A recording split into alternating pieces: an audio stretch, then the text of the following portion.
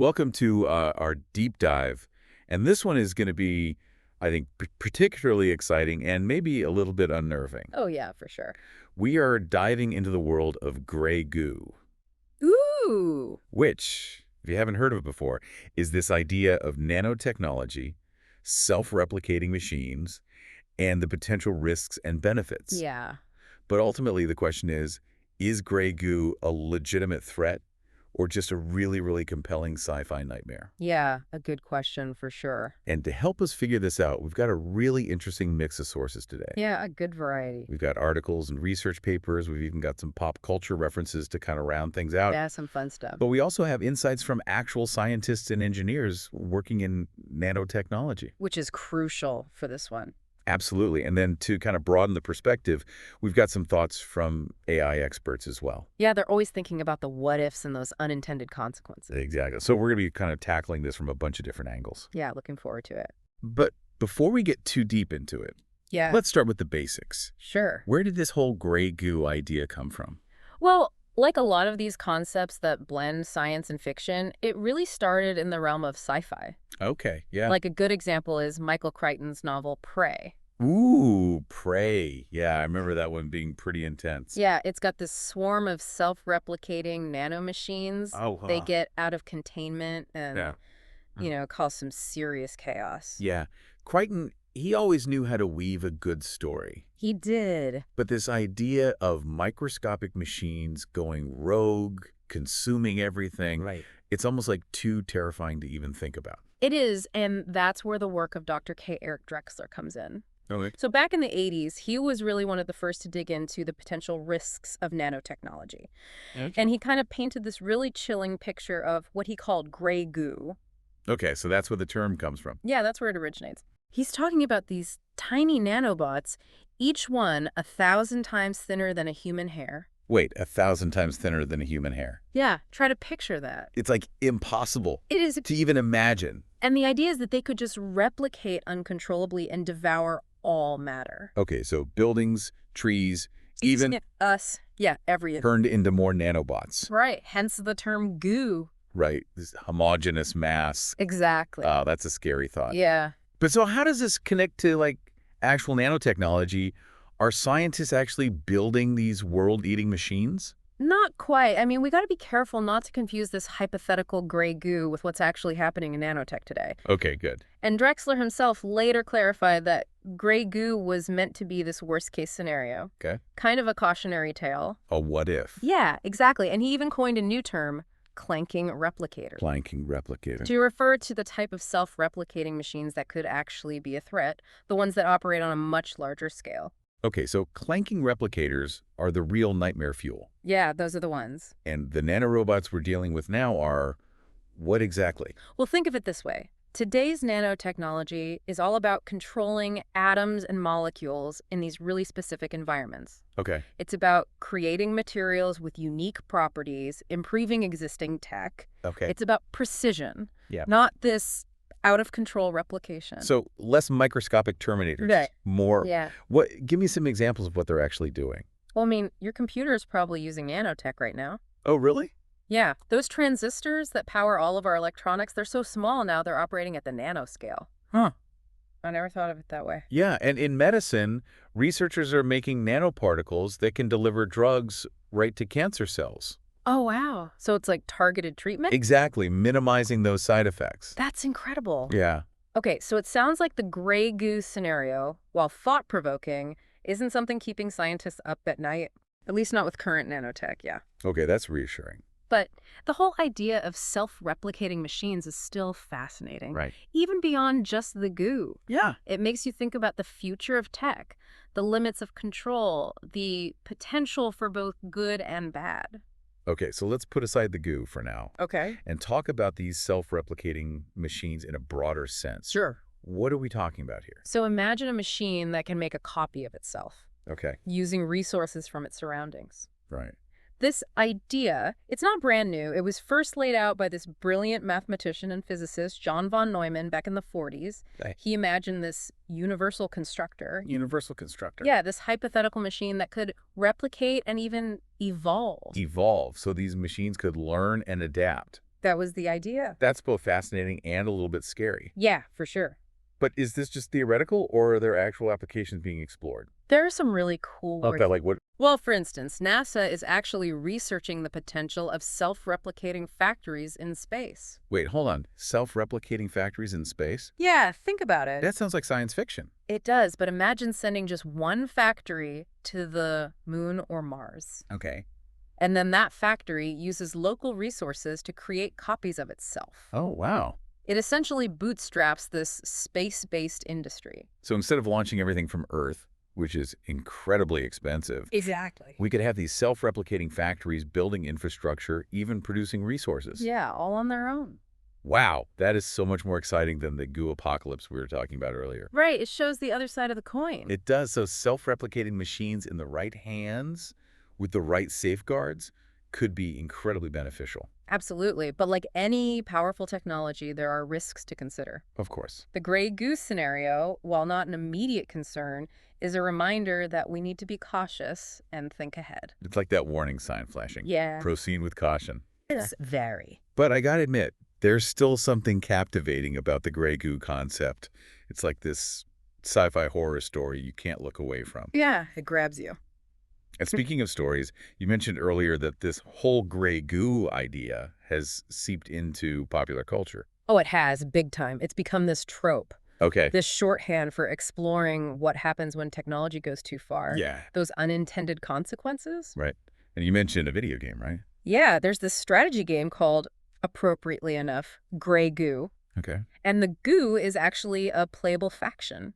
Oh, wow. You can play as the force of destruction. I love that. Okay, so you can play as the goo. How does that even work? Well, in Grey Goo, you've got different factions you can choose from. Humans, these advanced aliens called the Beta, and of course the goo. Okay, so how do you play as the goo? Are there like little gooey soldiers marching around? Not quite. The goo faction is totally different. Okay. Instead of building traditional units or structures, they consume enemies and resources, Hmm. turning them into more goo. Oh, And then that goo can morph into different units, adapt to different situations. so it's like this constantly shifting blob of like nanites just consuming and evolving. Yeah, that's a great way to put it. Wow. And the game is really good at capturing how complex that would be to manage. Right. You got to think about expansion, resource management, tactics, all while trying to, well, outgoo your opponents. Do your opponents. I love it. Yeah. That is such a unique take on the strategy genre. Yeah. And it really plays with that idea of the goo as both a threat and a force to be reckoned with. For sure. But beyond video games, are there other examples of this gray goo concept popping up? Oh, yeah. You see it all over the place. Okay. In TV shows, movies, even books. It's Okay. often used to explore these ethical dilemmas, Okay. the what ifs of unchecked tech, or sometimes just as good old fashioned horror. Yeah, it's like that classic what if that really gets under your skin. It does. And even though it's fictional, there's a kernel of truth there. Right. It makes you think about how far is too far when it comes to pushing the boundaries of what's possible. For sure. That's a question we always have to ask ourselves. And it's not just limited to nanotechnology or even self-replicating machines, this gray goo analogy. It applies to a lot of emerging tech where we're grappling with these same questions of control and consequences. Absolutely. It's a good framework for thinking about a lot of these issues. Okay, so what other areas come to mind? Well, AI, for instance, there's so much discussion about AI safety these days. Right. And that fear of things going wrong if we're not careful. It's like the gray goo scenario, but with algorithms instead of nanobots. Yeah, exactly. And that's a topic we definitely need to dive into. Okay, we will. But first, I think it's time for us to take a quick break. Sounds good. We'll be back in a bit to really dig into the connection between AI safety and the whole gray goo concept. Looking forward to it. So don't go anywhere. Welcome back to our deep dive into the world of gray goo. Yeah, glad to be back. So far, we've talked about where this whole idea comes from, the origins in science fiction, and kind of where we're at with nanotechnology today. Yeah, the current realities versus the sci-fi fears. Right. And we even touched on how gray goo has kind of popped up in pop culture. Yeah, it's interesting how this idea has really permeated our culture. But now I want to kind of shift gears a little bit Sure. and talk about AI safety. Yeah, that makes sense. I mean, it's all kind of connected in a way. It is, right? Like the idea of these self-replicating systems, whether it's tiny nanomachines or advanced AI, they both bring up those same questions about control, about unintended Yeah, consequences. exactly. That's what makes the gray goose scenario so relevant to the discussions around AI. So let's dig into that. AI safety. Yeah. What are the main concerns there, and how do they kind of connect back to the whole gray goo idea? Well, one of the biggest concerns is this idea of unaligned artificial intelligence. Unaligned artificial intelligence. What does that even mean? It's the idea that as AI gets smarter, more autonomous, its goals might not line up with our own, with human values and intentions. So it's not that AI is like inherently evil. Right. It's more like it might become so intelligent that it achieves its goals in ways we hadn't even considered. Exactly. And those ways could end up being harmful to us. Yeah, so it's not just about creating smart AI, it's about making sure that its goals, its values are compatible with ours. Yeah, AI alignment. That's a huge part of the research being done right now. Okay, so what are researchers doing to address these concerns? Are there any concrete steps being taken to make sure AI stays beneficial? There are, yeah. It's a really active area of research and it's constantly evolving. Okay, One approach is focusing on what's called value alignment. value alignment. Yeah, so it's about designing AI systems that can learn and understand human values. Okay. And not just like a fixed set of values, but values that can change and evolve over time. So it's not just about teaching AI to follow instructions. It's about teaching it to understand why we give those instructions in the first place. Yeah, exactly. Like understanding the principles and the reasoning behind our actions. That's fascinating. Yeah, and another area of research is looking at robustness and assurance in AI systems. Okay, break those down for me. What do those mean? So robustness is about building AI systems that can handle errors, Okay. unexpected inputs, even deliberate attempts to manipulate them. So making sure the AI doesn't break down or get tricked into doing something dangerous. Exactly. And assurance is about being able to verify and monitor AI systems Okay. to make sure they're doing what they're supposed to be doing. So kind of like keeping an eye on them, making sure there are no hidden dangers. Yeah, that's a good way to put it. Okay, so it sounds like a lot of work is being done to make sure AI stays on the right track. Yeah, there are a lot of smart people thinking about these things. So with all this talk about risks and worst case scenarios, it can be a bit overwhelming. It can, yeah. Is there any reason to be optimistic about the future of AI?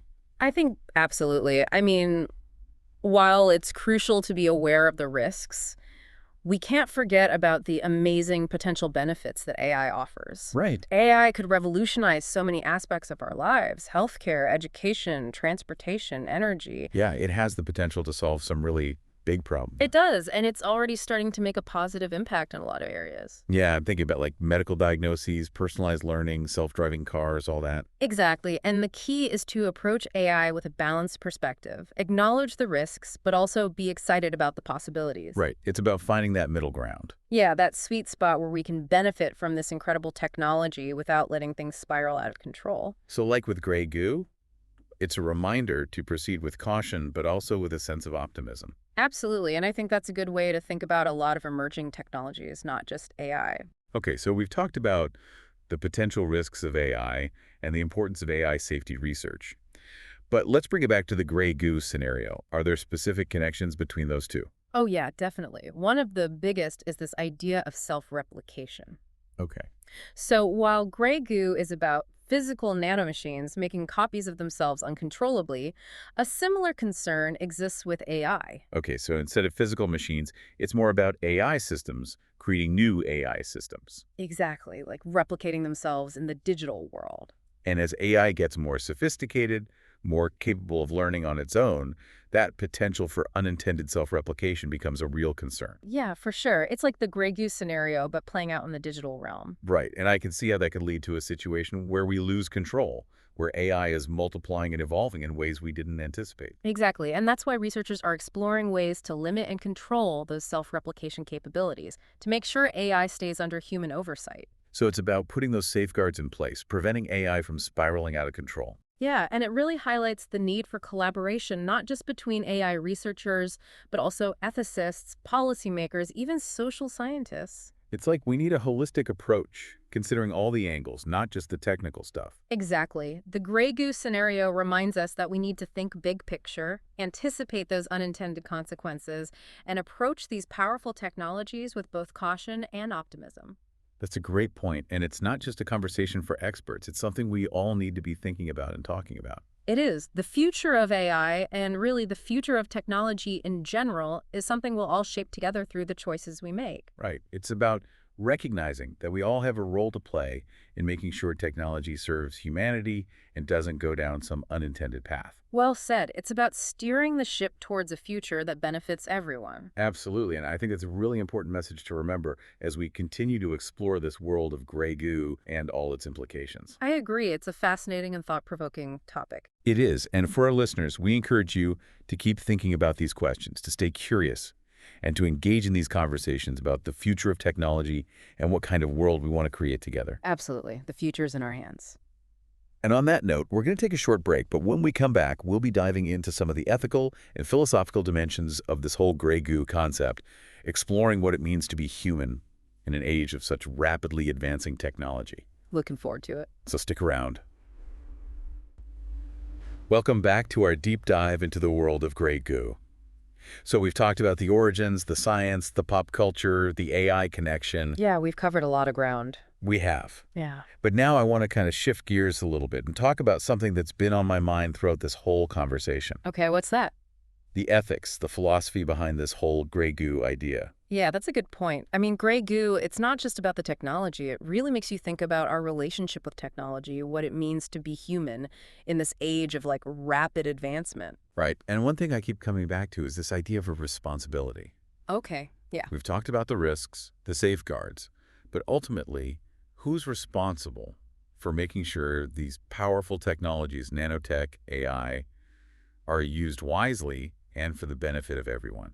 That's a tough question, and honestly, there's no easy answer. Right. The responsibility, it's kind of shared across individuals, institutions, society as a whole. So it's not just on the scientists and engineers to make sure things don't go wrong. Right. It starts with each of us, like individual responsibility we need to educate ourselves about these technologies, understand the potential benefits and risks, and then make informed choices. About the products we use, the companies we support. Exactly, and the policies we advocate for.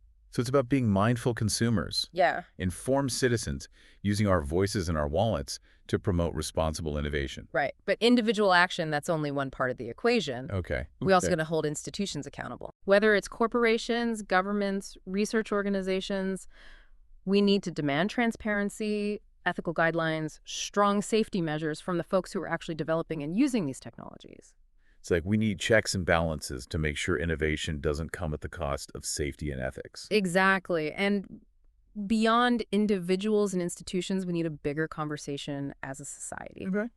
We need to engage the public in these open and honest discussions about the potential benefits, the risks, the ethical dilemmas, and what kind of future we want to build. Right. It's about demystifying these technologies, making them accessible to everyone, and making sure everyone has a voice in shaping this technological landscape. Absolutely. And that brings us back to the gray goose scenario. Okay. It's a reminder that even these seemingly far-fetched ideas can be really powerful catalysts for these conversations. They can help us ask those tough questions, challenge our assumptions, and really think deeply about the implications of our choices. So the gray goo concept, even though it's hypothetical, it can actually help us navigate the real challenges of responsible innovation.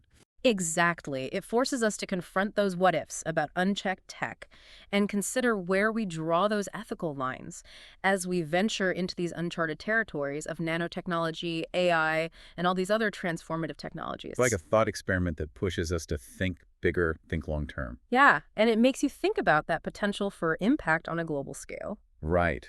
Right. With self-replicating machines, whether it's those nanomachines consuming matter or AI creating new AI, it raises these questions about how much control do we really have? It does, and it reminds us that we might not have all the answers, that even our most brilliant creations can surprise us. Yeah, it's a bit humbling.